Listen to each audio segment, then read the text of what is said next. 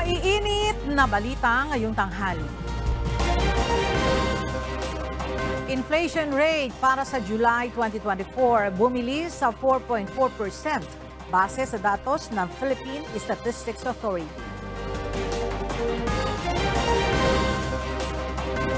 Deliberasyon ng House panel sa 2025 proposed national budget planong tapusin sa September 9.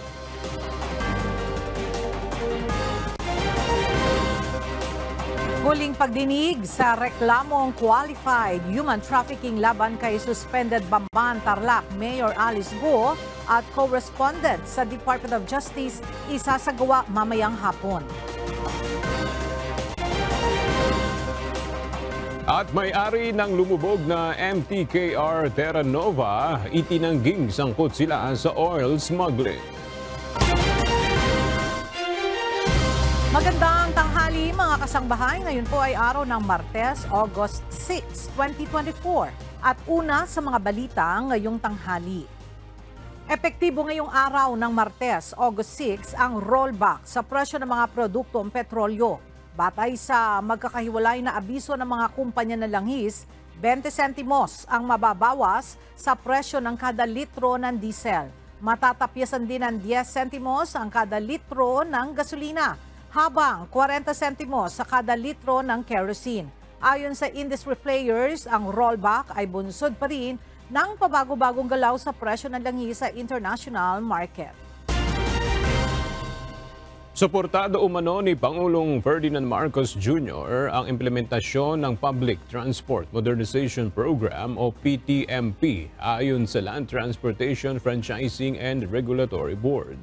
Kaya kahit may resolusyon ng Senado na suspindihin ang programa, tuloy pa rin ang pagpapatupad nito. Ang detalye sa balita sa ulat ni JP Nunez.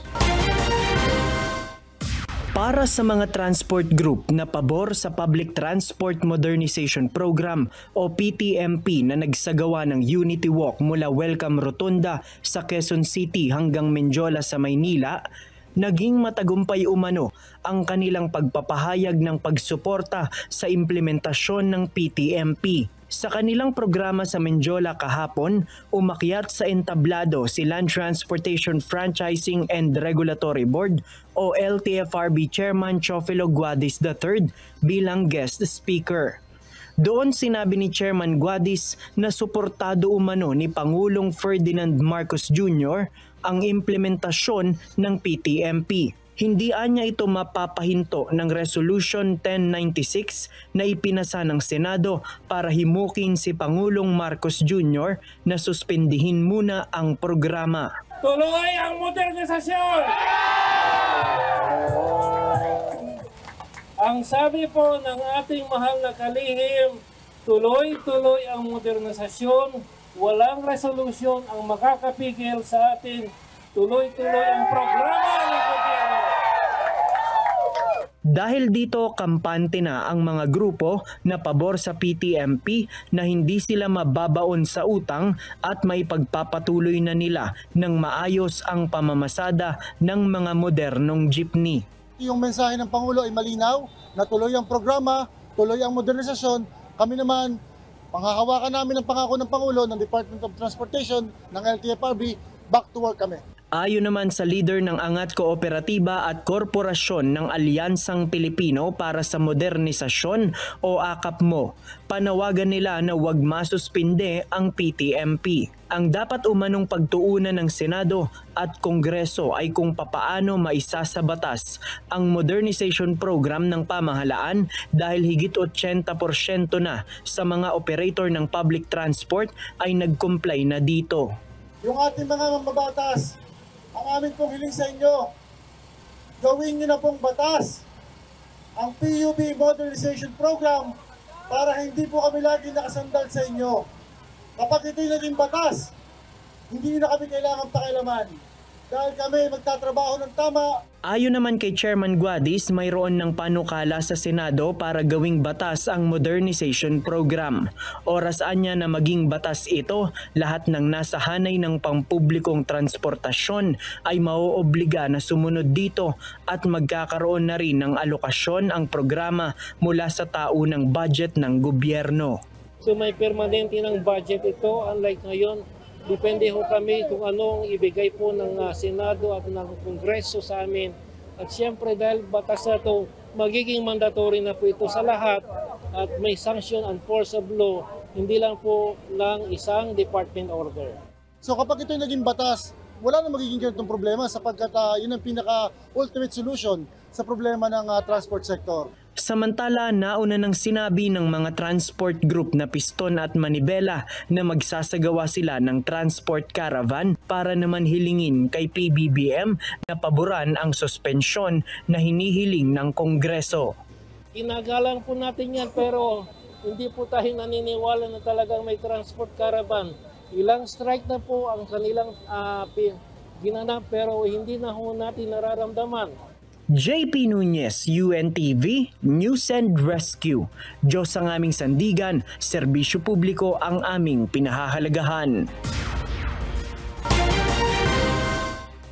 Hindi pa rin na isasagawa ng Land Transportation Office o LTO ang full implementation ng panghuhuli sa e-bikes at e-trikes sa major roads. Kaya patuloy na nadaragdagan ang bilang ng mga bumibili ng light electric vehicles. Mula sa Quezon City, alamin natin na detalye kay JP Nunez live.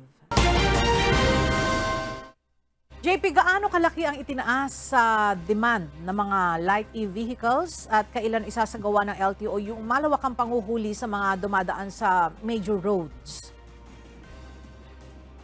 Ella, magandang tanghali. Sa numerong ibinigay nga ni Land Transportation Office Chief Assistant Secretary Vigor Mendoza II, mula sa 1,500 na sales kada buwan sa mga light electric vehicles, umakyat ito sa 6,000 kada buwan sa ngayon. Ibig sabihin, mas mataas na ng 4 na beses ang demand sa mga light e-vehicles. Ayon sa LTO, tumataas ang demand dahil mas maraming gumagamit ng light e-vehicles gaya ng mga naghahatid sa eskwelahan. Ayon naman sa ahensya, sa ngayon ay hindi pa nila maipatutupad ang malawakang crackdown sa mga unregistered e-vehicles at pag-ban nito sa mga national roads. Paliwanag ni Asik Mendoza, kailangan pang paigtingin ang information dissemination sa pagpaparehistro at tamang paggamit ng light e-vehicles. Makikipag-ugnayan din sila sa mga LGU upang tukuyin kung saang mga kalsada lamang papayagan ang mga light e-vehicles. Maaari anyang dito lamang muna sa Metro Manila, kagaya ng EDSA, maipagbabawal ang mga light e-vehicles. Sa ngayon, hinihikayat ng ahensya ang mga nagmamay-ari ng light e-vehicles gaya ng e-trikes at e-bikes na magparehistro sa ahensya. Dapat anya itong mairehistro upang malaman kung compliance ito sa road safety standards gaya ng pagkakaroon ng brake lights at signal lights. Yan muna ang ating latest live. Balik sa iyo, Ella. Maraming salamat, JP Nunez. Magpapadala ang Department of Migrant Workers ng 100 Filipino caregivers sa Korea. Ayon sa DMW, ang unang batch ng Pinoy caregivers ay ide-deploy sa ilalim ng Employment Permit System Pilot Project kasama ang Korean government. Ang mga ito ay direktang magtatrabaho sa mga rehistrado at accredited agencies ng Korean Ministry of Employment and Labor. Bunsod nito, sila ay magiging entitled sa kaparehong pagtrato at benepisyong ibinibigay sa mga manggagawa sa Korea. Nagbubunyi ang buong bansa, lalo na ang lungsod na Maynila sa pagkapanalo ng Filipino gymnast na si Carlos Yulo. Kaya naman isang Grand Heroes Welcome ang ikinakasa ng lokal para sa kanya. Narito ang report ni JP Nunez. Ang pamahalaan lungsod ng Maynila, kasama siyempre ang buong Maynila, ay naghahanda po ng isang homecoming heroes parade para po sa ating natatanging Manileño na si Carlos Edriel Yulo. Maghahanda ng isang hero's welcome ang lungsod ng Maynila para sa pagbabalik ng two-time Olympic gold medalist na si Carlos Edriel Yulo. Ang 24 anyos na gymnast ay tubong Maynila, kaya proud na proud ang buong lungsod sa nakamit niyang tagumpay. Isang malaking pagsalubong ang kanilang ibibigay kasabay ang paggawad ng Manila Outstanding Award kay Yulo. Siguro po sisimulan natin yung kanyang Heroes Parade kung saan po siya lumaki. Diyan po sa May Leverisa, tapos dadaan po sa mga lugar dito. Halimbawa po siguro sa May Malacanang area hanggang magtatapos po dito sa Manila City Hall kung saan po igagawad natin ang pagparangal sa kanya. Nasungkit ni Yulo ang gintong medalya sa floor exercise at isa sa vault finals ng Artistic Gymnastic Competitions ng 2024 Paris Olympics. Bukod sa award, magbibigay rin ng cash incentives ang lungsod para kay Yulo. At dahil double gold medalist po siya, ay siguradong doble din po ang matatanggap niya sa ating lungsod. Kung hindi po ako nagkakamali, nasa 500,000 po yung naibigay ng lungsod ng Maynila sa kanya po. Isa pong karangalan ang ibinigay niya hindi lamang po sa lungsod ng Maynila, kung hindi sa buong bansa, na kung saan siya ang kauna-unahang Pilipino na merong Olympic double gold medalist. So isang prestiyosong at napakalaking karangalan po ito para sa amin.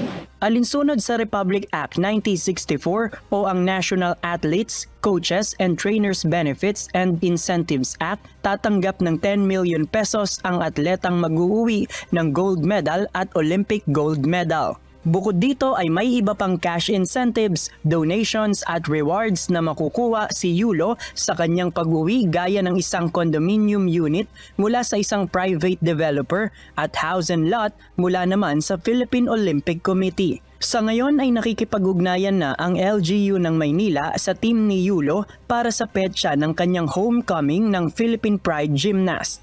Samantala, bumuhos naman ang pagbati sa tagumpay na nakamit ni Yulo sa Paris Olympics.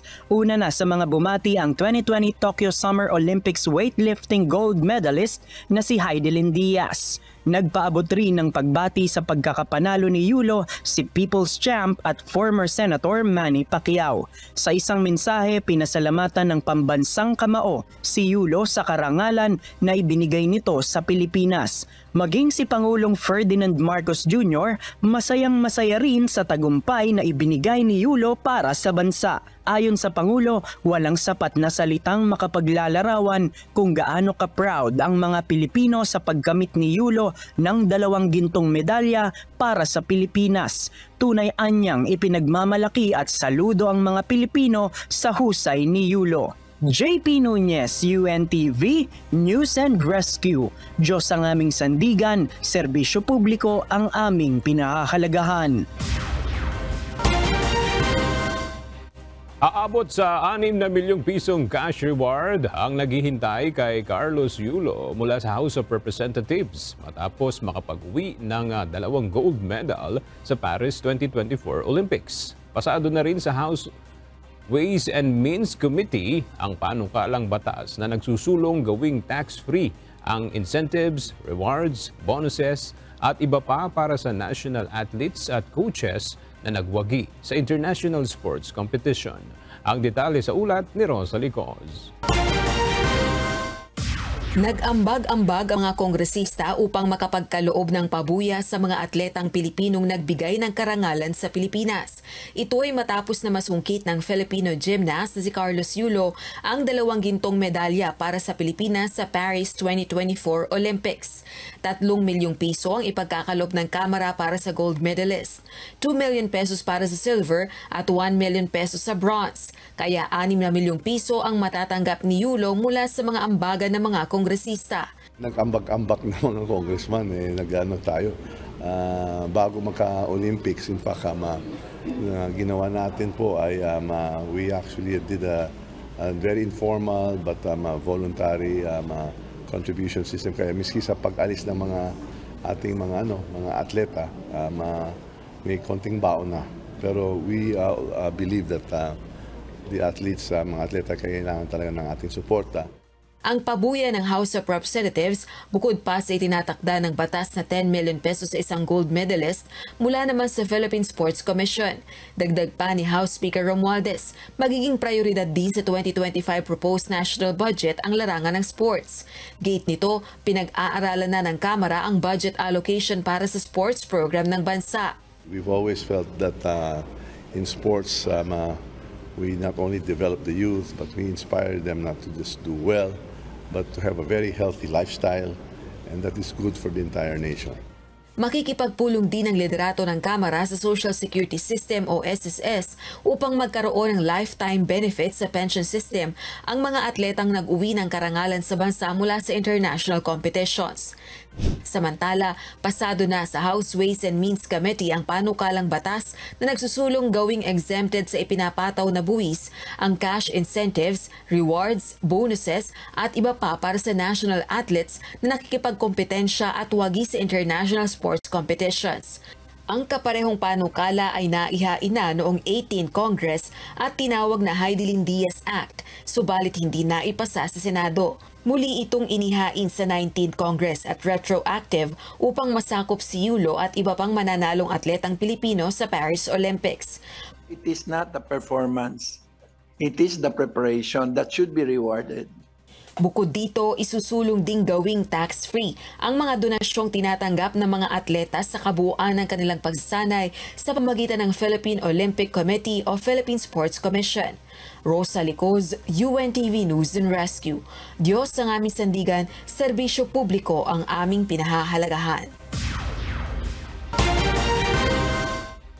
Itinanggi ng may-ari ng lumubog na MTKR Terra Nova ang mga alegasyong sangkot sila sa oil smuggling.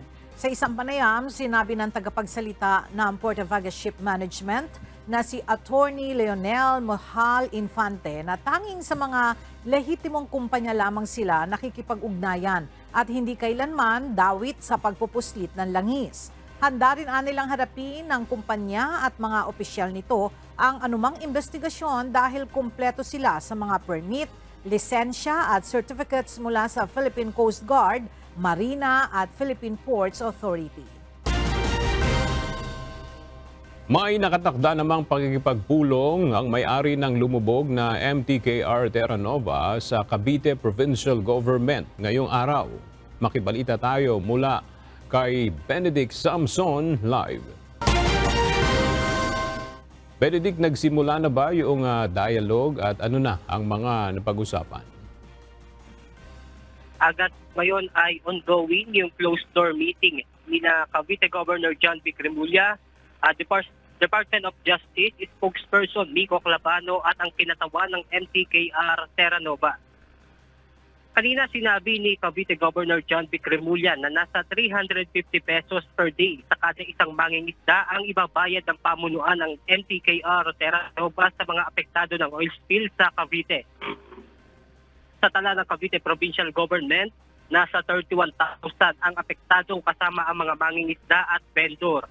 Simula naman noong July 25, magsisimula itong komputasyon at ngayon nga ay nasa 12 araw na. Ngunit sa ngayon wala pang tiniyak na araw ang provincial government kung kailan maipapamahagi ang compensation dahil patuloy pa ang oil spill response ng pamahalaan. Ayon pa sa gobernador, sa ngayon ay wala nang nakitang oil sheen sa mga baybayin ng Cavite. Ngunit dahil sa pangamba ng kontaminado ng langis ang mga isda at shellfish, ay matumal ang bentahan ng mga ito. Aga sa Lunes ay muling magsasagawa ng meeting sa DOJ patungkol sa investigasyon ng paglubog ng 2 barko at pagkakasad ng isa pa. At yan muna ang ating update mula rito sa Cavite. Balik sa inyo dyan, Aga. Maraming salamat, Benedict Samson. Negatibo sa bakas ng langis ang mga sample ng isda at laman dagat na nakuha sa mga palaisdaan at mga pondohan ng isda sa lugar ng Bataan, Pampanga at Bulacan batay sa isinagawang sensory evaluation ng Bureau of Fisheries and Aquatic Resources. Mula sa Bulacan, makibalita tayo kay Nestor Torres, live. Nestor, ano ang detalye sa isinagawang sensory evaluation ng BFAR?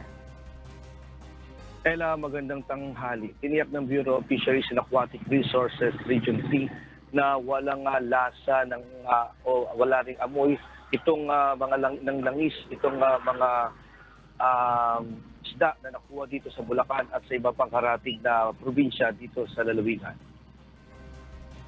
Patuloy sa pag-ikot ang Bureau of Fisheries and Aquatic Resources sa mga palaisdaan, fishpen at sa mga pondohan o bagsakan ng isda sa mga lalawigan ng Bulacan, Pampanga at Bataan. Batay sa resulta ng isinagawang sensory evaluation sa mga nakuwang samples ng isda sa mga naturang lugar, ligtas o walang bakas ng langis sa kanilang napuntahan. Kabilang sa kanilang nasuri ay ang isda sa Pampanga, Bataan at dito sa Bulacan, partikular sa Malolos at Agunoy, maging sa Paumbong.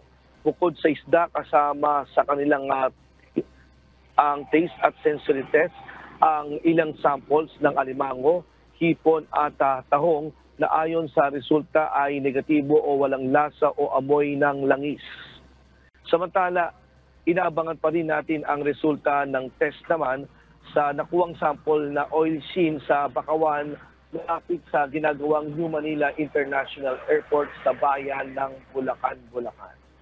At yan mo latest live, balik sa iyo. Ella? Maraming salamat, Nestor Torres. Bumilis ang naitalang inflation rate sa bansa para sa buwan ng Hulyo ngayong taon. Base sa report ng Philippine Statistics Authority o PSA, nasa 4.4% ang inflation rate noong July 2024, mas mataas kumpara sa 3.7% na naitala noong Hunyo. Nalagpasan din ito ang 2 to 4% target range ng pamahalaan. Ayon sa PSA, ilan sa mga pangunahing dahilan ng mataas na antas ng inflation noong Hulyo ay ang presyo ng commodity groups gaya ng housing, tubig, kuryente, langis at iba pang mga produktong petrolyo. Gayon din ang mataas na presyo ng pagkain, non-alcoholic beverages at transportation. Ang inflation ay ang pagtaas ng presyo ng mga pangunahing produkto at serbisyo na binabayaran ng mga consumer. Hindi dapat ikabahala ang utang ng Pilipinas ayon kay Finance Secretary Ralph Recto. Ginawa nito ang pahayag sa budget briefing ng economic team ng Marcos administration para sa 2025 proposed national budget. Ang detalya sa ulat ni Rosalie Coz.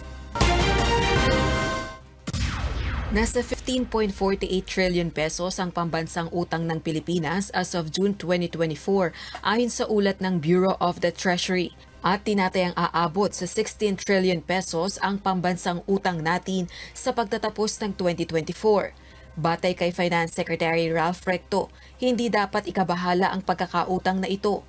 Ginawa nito ang pahayag sa budget briefing ng economic team ng Marcos administration sa House of Representatives para sa 2025 proposed national budget. Pero uulitin ko, hindi po tayo dapat mabahala dito dahil hindi nasusukat ang utang ng isang bansa base sa pagtingin lang sa aktwal na laki nito. Mas tamang sukatin ang utang ng isang bansa kung ihahambing ito sa laki ng kanyang ekonomiya. Dahil dito nalalaman ang kanyang kakayahan na bayaran ito. At isa sa mga ginagamit na tamang panukat ay ang debt-to-GDP ratio. Ito ay ang porsyento ng utang ng isang bansa kumpara sa laki ng kanyang ekonomiya o ang halaga ng lahat ng produkto at serbisyong nagagawa nito. Dagdag pa ng kalihim, patuloy mang lumalaki ang utang ng bansa ngayon, patuloy din ang paglago ng ating ekonomiya kaya kakayanin ng bansang mabayaran ang ating mga obligasyon. Mula 60.9% debt to GDP ratio noong 2022, target itong mapababa below 60%. Kung ating titignan ang debt to GDP ratio ng Pilipinas, unti-unti na natin itong naibababa mula noong pandemic. Samantala, iginiit naman ni House Speaker Martin Romualdez na walang pork barrel sa unprogrammed appropriations sa pambansang pondo. Ginawa nito ang pahayag matapos tawaging presidential super pork ng opposition lawmakers ang unprogrammed appropriations. Pinatitigil din ng Makabayan Bloc ang paglalagay nito sa pambansang budget. May mga petisyon nang nakahain sa Supreme Court upang questionin ang constitutionality ng unprogrammed appropriations sa 2024 national budget. We look at the definition. Wala naman talagang pork kasi that contemplates amendments or post enactment of the budget, di ba, na makakaroon ng bago-bago. Wala naman dyan. Ipinauubaya naman ng liderato ng Kamara ang desisyon kaugnay ng unprogrammed appropriations sa Korte Suprema. I understand any questions regarding the unprogrammed appropriations. Nakasalang na rin sa Supreme Court, so I want to also respect the process, and I'd like to refrain any comments that would in any way suggest any influence on the outcome of the resolution. So abangan na lang natin yung resolution. I think the Supreme Court will be judicious enough to handle this issue. Rosa Licoz, UNTV News and Rescue. Diyos ang aming sandigan, serbisyo publiko ang aming pinahahalagahan. Planong tapusin agad ng House Committee on Appropriations ang deliberasyon sa 2025 proposed national budget. Ngayong araw, dinidinig ang panukalang pondo sa susunod na taon ng dalawang government-owned and controlled corporations o GOCC. Mula sa House of Representatives, nagbabalik si Rosa Licoz live. Rosalie, anong kagawaran ang huling isasalang sa House Committee on Appropriations? Aga, batay sa schedule ng House of Representatives sa September 9, 2024, nakasalang sa budget deliberation ng House Committee on Appropriations ang Department of National Defense o DND. Mula Lunes hanggang Huwebes ang itinakdang pagdinig ng komite sa panukalang pondo ng mga ahensya ng pamahalaan para sa susunod na taon. Ngayong araw, kasalukuyang dinideliberate ang panukalang pondo para sa Philippine Charity Sweepstakes Office o PCSO. Natanong ang pamunuan nito kung may naiko-contribute ba para sa larangan ng sports, partikular na sa Philippine Sports Commission. Ayon sa PCSO ngayong taon, nasa 746,000 pesos plus na ang naipagkaloob nito sa komisyon. Mamayang hapon naman, isasalang ang Philippine Amusement and Gaming Corporation o PAGCOR. Kahapon, nagsimula ng budget briefing sa mga kongresista ng economic team ng Marcos administration. Commitment ng Kamara na maaprubahan ng panukalang pambansang pondo para sa susunod na taon sa Setyembre at maitransmit ito agad sa Senado. Balik sa iyo, Aga. Maraming salamat, Rosa Licoz. Inaprobahan ng Department of Budget and Management ang paglalabas ng 5 billion pesos para sa Pantawid Pamilyang Pilipino Program o 4Ps. Para sa detalye ng ulat, may live report si Nel Maribuhok, live. Nel, saan nagmula ang pondo na ito? Yes, Ella, ang pondo ay kukunin mula sa 2023 Continuing Appropriations o Republic Act number 11936. Ito ay gagamitin para sakupin ng 2023 Pantawid Pamilyang Pilipino Program o 4Ps grants na arrears dahil sa deactivation o suspension ng 4Ps beneficiaries ng nasa 703,888 households. Ayon kay Budget Secretary Amenang Pangandama na makatutulong ang dagdag na 5 billion pesos na ito na pondo para maibsan ang epekto ng inflation sa mga Pilipino. Sa pamamagitan din niya ng naturang alokasyon, may pagpapatuloy ng Department of Social Welfare Development o DSWD ang mahalaga nitong trabaho na hindi naantala maibigay ang kinakailangan tulong para sa lubhang apektadong mga pamilya. Iniulat ni Pangulong Ferdinand Marcos Jr. na aabot sa 420,000 households ang gumraduate na sa 4Ps. Yan muna ang ating update. Balik sa iyo, Ella. Maraming salamat, Nel Maribuhok. Umabot sa mahigit 1,500 ang mga umano'y falsipikadong birth certificates na may pangalang Chinese na irregular na na-issue sa mga foreign national ng Local Civil Registrar ng Santa Cruz, Davao del Sur. Sa pagdinig ng Senado kahapon, sinabi ni Mayor Jose Nelson Salas Sr. na 54 sa mga ito ang nakumpirmang walang magulang na Pilipino. Natuklasan din nila na halos magkakahalintulad ang impormasyon sa mga dokumento ng mga ito. Kung titingnan mo, ang hilot, kahit saan na barangay doon ipinanganak, isang pangalan ng hilot. Isang pangalan. Titingnan ko yung penmanship, Yung nagpirma lahat sa papers, isang tao lang. Isang tao lang. Tinignan ko rin pinuntahan ko rin sa research office kung mayroon bang resibo. Nagbigay pa sila ng mga isyuhan ng resibo. Kung mayroon bang mga resibo, yung mga corps na yan, is wala din. Duda ng alkalde, may sabuatang nangyari sa mga tauhan sa Regional Office ng Philippine Statistics Authority o PSA at maaaring ginagamit ang naturang mekanismo upang kumita. Ang duda ko dyan, Senator, ay yung head namin sa PSA, may magkamag-anak na nag-work din sa PSA sa region. Tapos mayroon ng isa niya, ang anak niya mismo, kapag isang law firm.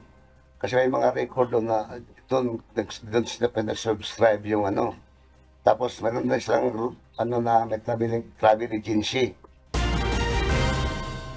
Isasagawa mamayang hapon ang huling pagdinig sa reklamong qualified human trafficking laban kay Mayor Alice Guo at iba pa sa Department of Justice o DOJ. Ang detalye hatid ni Dante Amento live. Dante, ano ang inaasahan na mangyayari sa pagdinig mamaya? Magandang tanghali, Ella. Inaasahan na magsusumite ng kanyang counter affidavit o kontrasalaysay si suspended Bambantarlac Mayor Alice Guo. Gayon din yung iba pa nitong kasamang respondents sa reklamong qualified human trafficking sa Department of Justice o DOJ dito sa Manila. Sabi ni DOJ Undersecretary Nicolas Felix T. noong nakaraang pagdinig, Ella, dahil huling preliminary investigation na rin ngayong araw ang gagawin o mamayang hapon, kaya inaasahan ngang magsusumitan na sila ng counter affidavit. Pagkatapos nito ay hihintay na lamang ang desisyon ng mga piskal kung i-dismiss ba yung reklamo o kaya tuluyan ng iakyat sa korte. Ang qualified human trafficking complaint ay nag-ugat sa ginawang pagsalakay sa Pogo Hub sa Bambantarlac noong nakaraang Marso. Sa nakalipas na dalawang pagdinig, Ella, ay hindi dumalo itong si Mayor Guo. Samantala at hindi kinuna ng pahayag ang abogado ni Guo na si Attorney Stephen David kung makakarating ba o kaya magsasubmit na ba sila ng counter affidavit mamayang hapon. Subalit wala pang tugon sa atin ang kanyang abogado. Yan mo ang ating update mula dito sa Maynila. Balik sa iyo, Ella. Maraming salamat, Dante Amento. Isiniwalat ni Senator Sherwin Gatchalian na peke umano ang baptismal certificate ng mga kapatid ni suspended Bambantarlac Mayor Alice Guo. Sa pagdinig kahapon ng Senate Blue Ribbon Committee, inihayag ni Senator Gatchalian na nadiskubre niyang peki pala ang baptismal certificate nila Seaman Leal Guo at Wesley Leal Guo.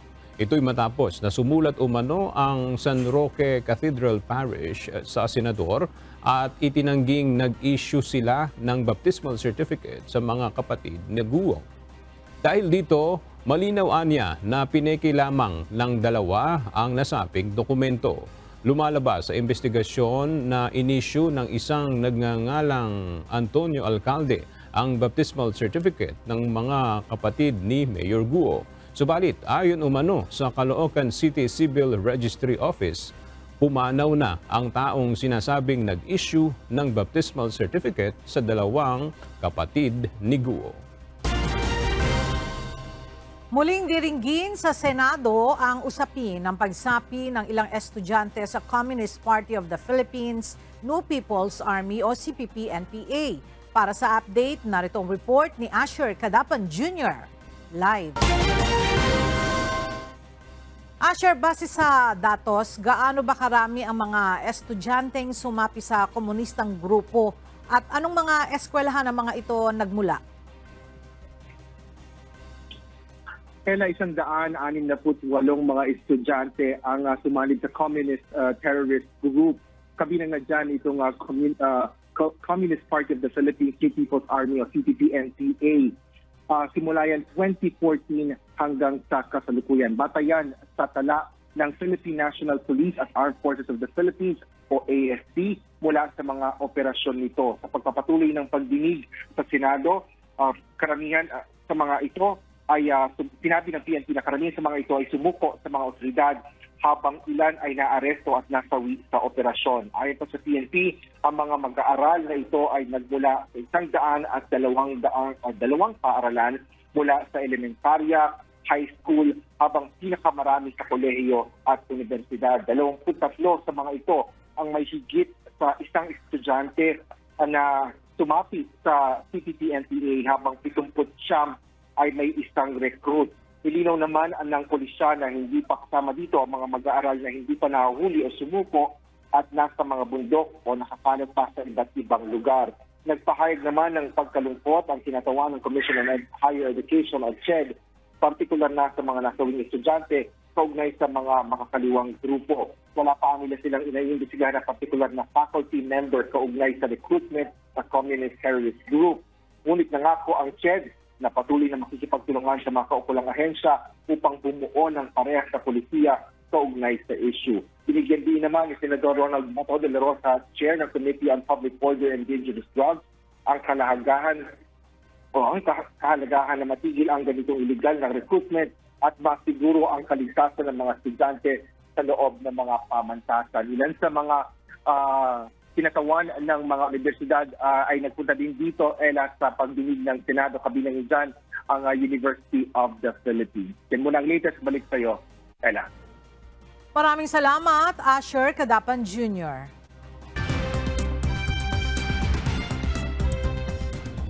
Itinaas ng Australia ang terror threat level nito mula possible sa probable sa gitna ng pag-igting ng extreme ideologist sa bansa ayon sa top intelligence official. Nilinaw ni Intelligence Chief Mike Burgess na walang indikasyon ng napipintong pag-atake, subalit may pagtindi sa banta ng karahasan sa susunod na 12 buwan. Dagdag pa nito, bukod sa pang-espiya at foreign interference, dumagdag na rin ang politically motivated violence sa mga pangunahing security concern ng bansa. Nagdiwang ang mga mamamayan sa Bangladesh nang mabalitaang nagbitiw na sa pwesto si Prime Minister Sheikh Hasina. Kasunod ito ng ilang linggong mararahas na kilos protesta sa iba't ibang bahagi ng bansa. Sa ulat, umalis sa Bangladesh ang 76 years old na si Hasina at nagtungo ng India. Isinagawa ang pagdiriwang ng mga tao sa mga kalsada na karamihan ay mga estudyante. Sumugod din ang iba sa kanila sa Prime Minister Palace kung saan napaulat ang umano'y looting o pangungulimbat at vandalismo sa dating tirahan ni Hasina. Lumabag sa batas ang Google upang pabagsakin ang kompetisyon at mapanatili ang kontrol o monopolyo sa online search at related advertising, ayon sa isang US judge. Matinding dagok naman ito sa Alphabet, ang parent company ng Google, at posibleng magbunga ng pagbabago sa sistema ng mga technology giant. Taong 2020 nang ireklamo ng US Department of Justice ang Google dahil sa kontrol nito sa tinatayang 90% ng online search market. Isa lamang ito sa mga lawsuit laban sa big tech companies sa gitna ng pagtatangka ng US antitrust authorities na paigtingin ang kompetisyon sa industriya.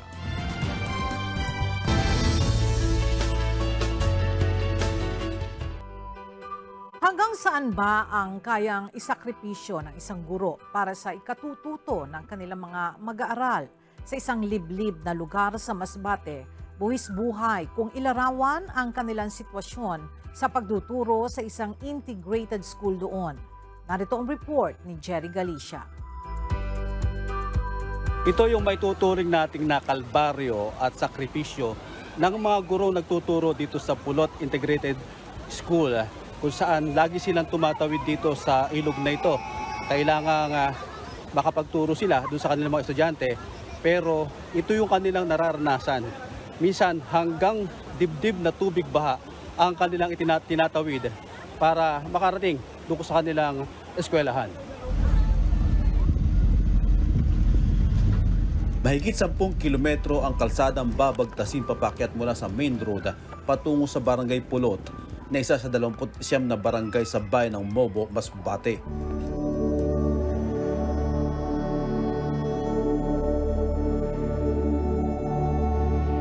Bago kami umakyat sa nasabing lugar, wala kaming nararanasan na buhos ng ulan, pero nang nasa bahagi na kami na mataas at matarik na daanan, dito nagsimula na bumuhos ang ulan. Inabutan namin na malaki na pala ang tubig baha sa ilog na umaabot sa hanggang baywang, ang pinakamalalim. Kaya nagpasama kami sa isang residente doon para maging guide namin patungo sa Pulot Integrated School.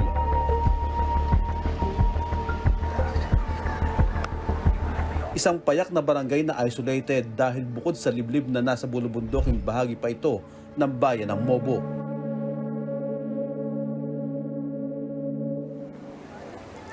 Ayon sa pamunuan ng Pulot Integrated School, buwis buhay kung ilarawan nila ang kanilang sitwasyon sa kanilang pagtuturo sa kanilang eskwelahan.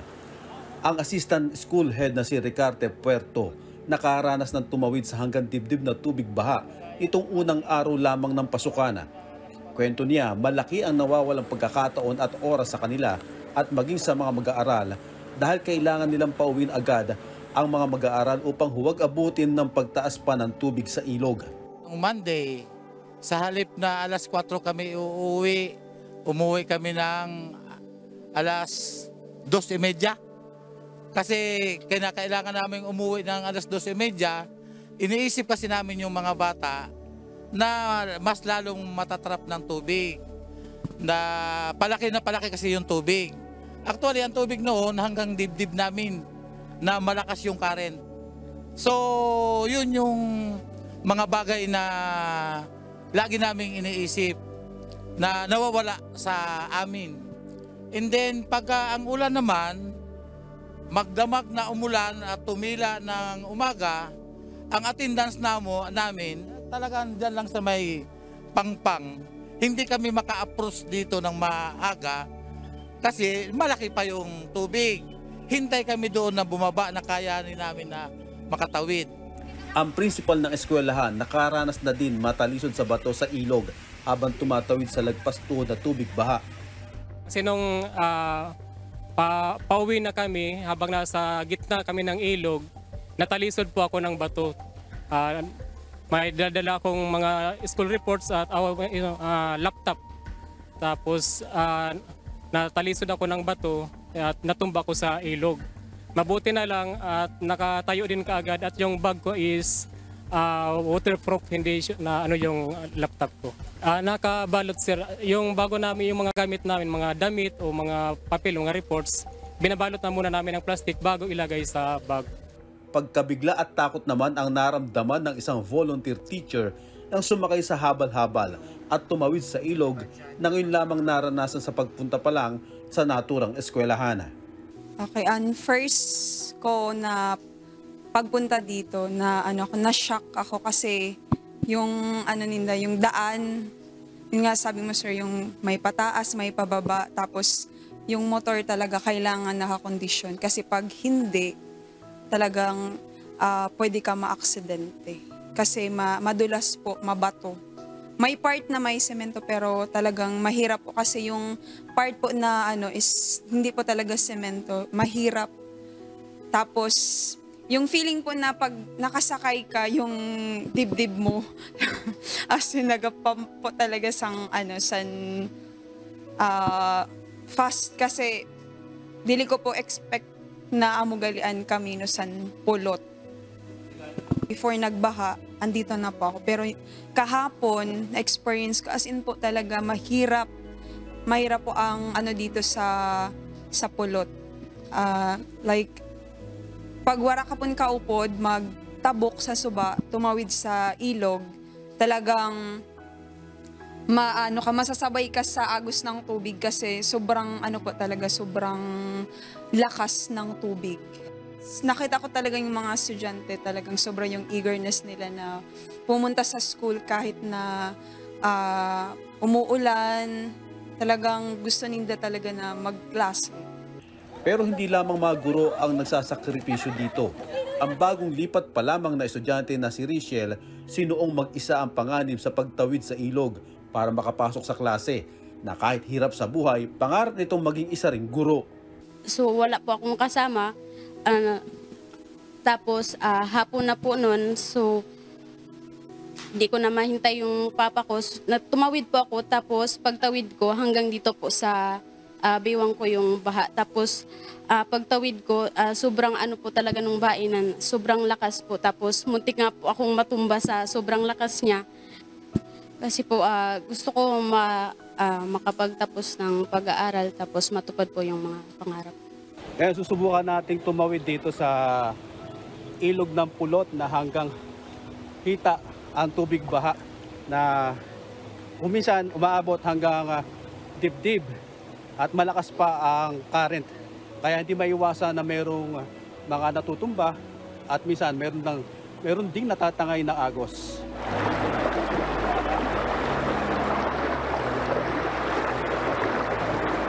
Sabay-sabay ang mga guro at kapit-kapit para makatawid ng maayos at ligtas.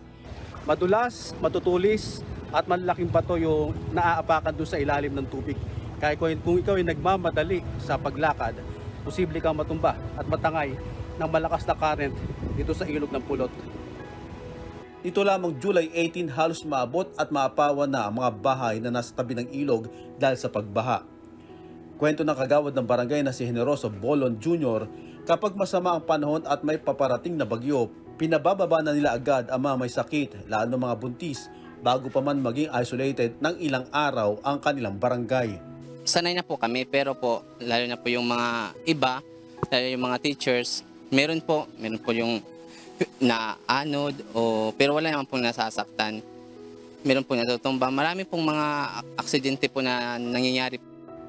Ayon naman sa MOBO Municipal Planning and Development Office, matagal nang nasa plano ang pagtatayo ng tulay sa Barangay Pulot. Ngunit hindi natuloy dahil sa pandemya at kawalan ng budget. Actually, yung project sa Pulot from Pinamalatikan going to Pulot Bridge is matagal ng isa sa priority project ni Mayor since na umupo siya. Sinabit na namin siya sa Department of Agriculture under the PRDP project. So approved na siya. Nagkataon lang na nagkaroon ng pandemic, yung mga documentation, lahat ng mga requirements, nahirapan kami makomply kasi isa tong napakalaking project worth 250 million na road concreting with bridge going to Barangay Pulot hanggang papuntang Santa Maria. Umaasa ang mga guro, estudyante, maging ang mga residente ng Barangay Pulot na sana ay dumating ang pagkakataon na malagyan ng tulay ang kanilang lugar upang matapos na ang nararanasang kalbaryo at pangamba sa pagtawid sa ilog. Jerry Galicia, UNTV News and Rescue. Diyos ang aming sandigan, serbisyo publiko, ang aming pinahahalagahan.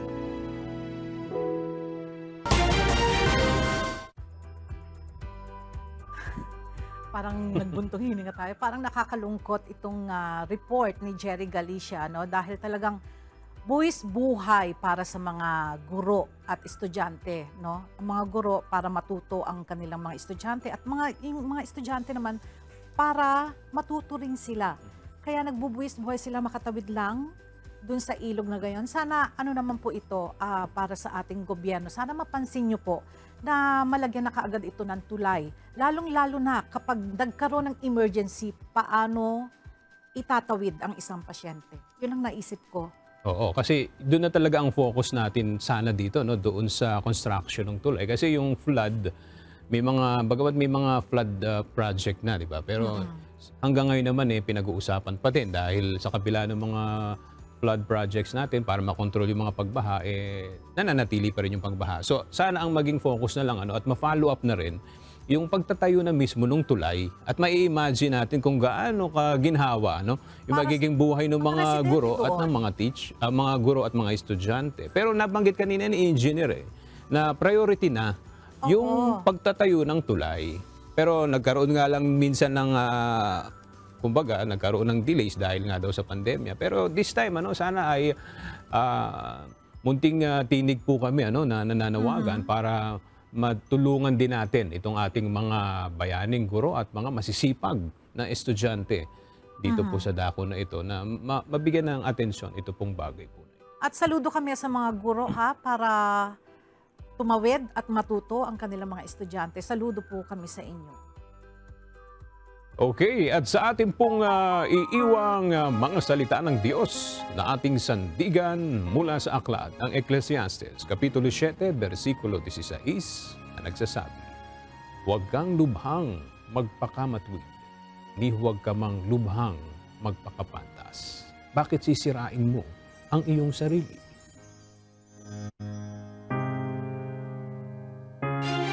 At yan ang mga balitang aming tinutukan at inaksyonan dahil sa aming pagbabalita, una ang pagkalinga sa kapwa. UNTV-C News, may balita saan mang panig ng daigdig.